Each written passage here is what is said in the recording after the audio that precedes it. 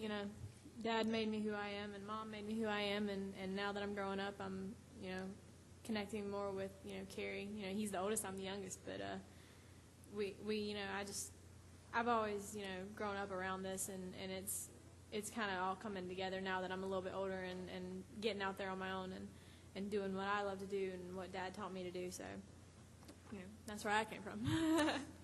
I'd like to say, too, you know, that, I mean, we've spent our lifetime being together as a family.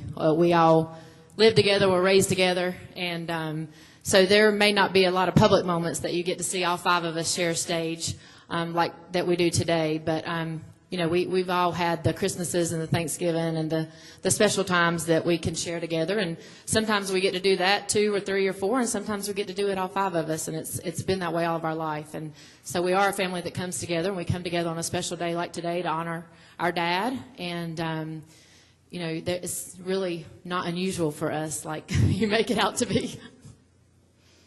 Jay. Jay Pennell with Front Stretch and All Left Turns.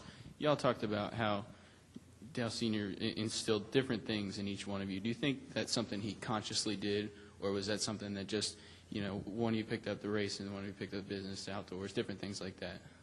You know, I think it was just the fact that he was in different points in his life. You know, when with Kerry, you know, he was struggling to be in racing and do what he loved, and with, you know, Dale, he always took him to the track, and Kelley, you know, business and then trying to make her a racer, but and then with me, it's just, you know, he had more time to try other things. So I think it's just all timing that we all got different experiences. Let me also say that he was very aware and hopeful that his children could do whatever they chose to do. Bob. Bob Hocker, SteenDaily.com for Teresa and anybody else who wants to take it. Was this day more emotional than you thought, less emotional than you thought? Can you just kind of talk about what it was like? You know, we've been enjoying these emotions ever since the nominations were confirmed. So it's not new, but yes, it's emotional. And you know, I'm the type that I really don't put my emotions out there. So, but I do have them. I think any time that you get up and you talk about something that's personal to you, you know, you're going to have a lot of emotion. And definitely the stories that were told today from everyone, the room was full of emotion, and it's no different for us. That when you talk about someone that you miss and that, you know, left us too soon, we all have very strong emotions about that, and good and fond memories about it. Go ahead, Tom, and then we'll end with David. Tom Jensen, SpeedTV.com, for anybody who wants to take this. Usually when we go to a NASCAR event, it's very scripted, and there's thank your sponsors, and you want to make sure you say and do the right thing and all that. And today was a much more free form and open. Was it enjoyable for you guys to be relaxed and not be in an environment where you have to worry about saying and doing the right thing so much?